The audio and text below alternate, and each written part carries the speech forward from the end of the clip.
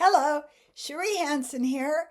Well, April 9th, we're 9 steps into the new reality. How are your steps going? As I was sitting meditation today, the topic came to me. What have worms taught me? And the thing that I got to almost immediately was looking over my life and my reaction to worms. When I was a child, if I saw a worm, I would go, ew, and back away and stop digging there. As I got older and became a gardener, I came to change my perspective on worms. If my garden bed had many worms in it, they were working for me. They were aerating. They were making sure that the seeds I put in would germinate and would blossom and would give me a reward. And I think that they remind me in a way of the shadow work that Carl Jung asked us to do. Look inside yourself for the worms, the things that you think are something you can't look at. Don't look at it. Don't touch it. Oh my God, don't touch it.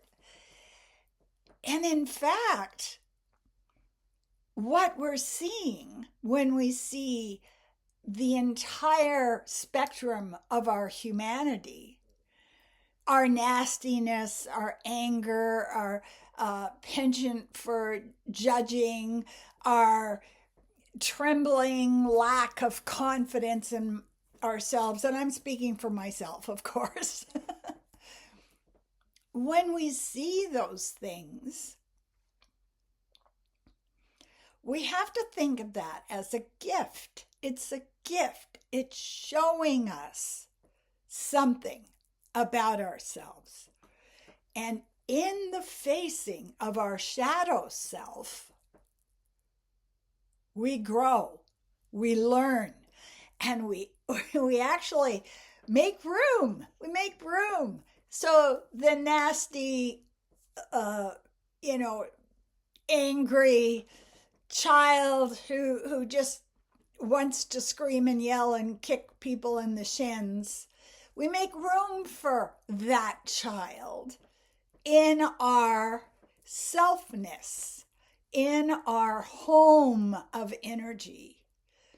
We don't take the parts of ourselves that are human that we don't like and say, go away.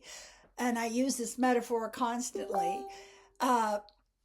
walling that child up in the basement, with the brickwork or the cement. I will not connect with that emotion. I will not connect with that negativeness. I will not connect with that part of being human that I hold because I'm on the earth. And it is so similar to the practice as a gardener of stopping the negative reaction to seeing worms when I'm digging. The worms are just part of the process. They're just part of you. They're just part of what it is to be a human on earth. So shifting your point of view is masterful. That's where wisdom lives. We don't, look at something and say, for me, I got terribly sick on Mexican food at one time, and then for the next 15 years, I wouldn't eat Mexican food. It's an overreaction. I'm going to protect myself. Don't show me that taco. And it's the same thing with the parts of ourselves that we don't want to see. When we're jealous, when we're petty, when we're judgmental, when we're feeling snarky, when we're depressed and just want to lay down for 2 days and watch Netflix. If we can create room for that part of who we are, we now have a 20 mule team. Okay, I'm shifting metaphors. Keep up here. We've got a 20 mule team. And every single one of those emotions, that every single one of those reactions can give us more power if they are hooked up to ourselves. So let's take the thing that I went through a lot when I was a child. I saw things other people didn't see. I felt things other people didn't feel. And so, the teacher would tell me to stop talking. The art teacher would say, this is weird. And so I started to bury that part of my personality in the basement floor so nobody could see it. But when we fear who we are, when we detach from who we are, when we are in a place where it's like speed dating, who's at my table now? It's the intellectually curious that just won't stop learning. I don't want that part of me. That's just too overwhelming. I want to just lollygag and float on an air mattress.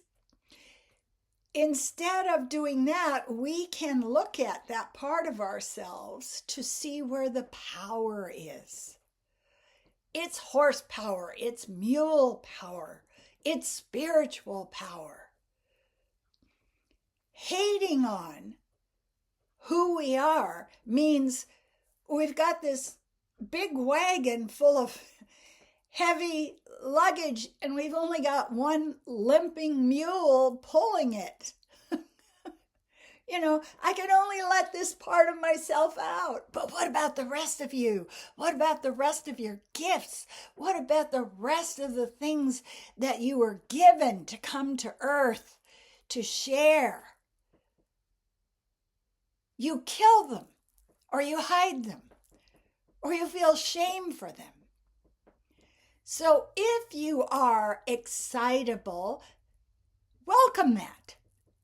My God, it's a great thing to be excitable. If you are gregarious, it's a great thing. It means you are a shaman of words. You are a spellcaster. You are storytelling, creating reality. If you are shy and contemplative, that's great. It means that you have a shaman quality. You have a prophet quality of going into the cave and allowing yourself to grow. So when something comes up for you that you don't like, change your attitude. That is part of the gift you are giving. And we can't afford to be on the earth right now without allowing our gifts to shine. Why? Don't you know? We're headed to a horrible, horrible future unless those of us with gifts, all of us have gifts, are falling in love with their gifts. They're falling in love with their shadow selves. They're falling in love with the part of themselves that the old, normal, patriarchal consumer society said was unacceptable. It's like you're a gardener and you go out to the garden and you're digging and you find a worm and you just take the worm out and kill it. I don't like worms. I'm going to kill it. So Carl Jung reminds us that in our shadow self is our superpower. It's how we become heroic. And you know what? We can't mess around right now. Whatever you are, however you show up, whatever your gifts are, praise it. Welcome that part of yourself home. Have it come in and sit at the table and give it pineapples and grapes and beautiful cheeses and tell it, welcome home, my poor frightened child who was excitable and just fascinated by learning. Come and sit at my table. Come and be part of who I am. And that came to me today. The lesson of worms. Please subscribe. I ask you to subscribe. Why? Because as Maxwell Gladwell says, we are a virus.